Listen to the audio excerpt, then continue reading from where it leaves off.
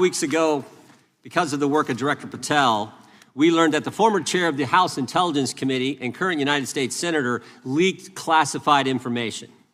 We learned this because a whistleblower came forward. Whistleblower with 23 years experience in the intelligence community, a Democrat staffer on the committee, said this: they were pressured to leak classified information, which sort of raises the obvious question. Why would the head of the Intelligence Committee, the chair of that committee, who's supposed to be guarding our secrets, why would he be encouraging the leaking of classified information? Whistleblower told us that answer as well. The leaked information was supposed to be used, the leaked information, false information, was going to be used to indict President Trump. Now, the former chairman wasn't the only person leaking information. Jim Comey was also sharing things he wasn't supposed to share. Again, don't take my word for it. The Inspector General told us this. In his report, he said, quote, James Comey violated FBI policy by disclosing classified information. And what was Comey's motive? Same as the senator from California: to sabotage and undermine President Trump's first term. And we know that Mr. Comey's not been shy about what his objective was. In fact, 4 months ago, he told us. Remember this? 8647. Jim Comey told us just 4 months ago. Now, how'd they do it? How did the former chair of the Intel community, the former FBI director, and others in our government attempt to undermine?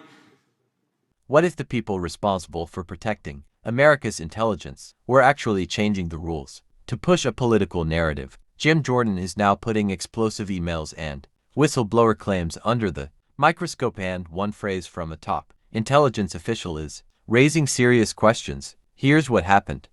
Because of the good work of the Director of National Intelligence, Tulsi Gabbard, we learned from another whistleblower, a second whistleblower, that in the closing days of the Obama administration, the intelligence community assessment was changed. On December 5th, 2016, they had one assessment. That assessment said Russia did not impact the election vote count. There was a meeting at the White House on December 9th, 2016, where it was decided, no, we're not going to have that. We're going to come up with a new one. And the new one said Russia was trying to influence election and did influence election, which just wasn't accurate. And that new one is published on January 6, 2017. Let's just show you a few things that took place. I want to show you first this email from Admiral Rogers, the head of the NSA. You can see it was December 22nd. Says to Jim, John, and Jim Clapper, John Brennan, Jim Comey. And he says, I asked my team if they've had sufficient access to the underlying intelligence, sufficient time to review that intelligence. On both points, my team raised concern. Further states, my folks aren't fully comfortable. A few hours later, there's an email back to Admiral Rogers. This one is from Jim Clapper, and it says this: it is essential that we be on the same page and all of us are supportive of the report in the highest tradition of, that's our story and we're sticking to it. We may have to compromise on our normal modalities. This is one project that has to be a team sport.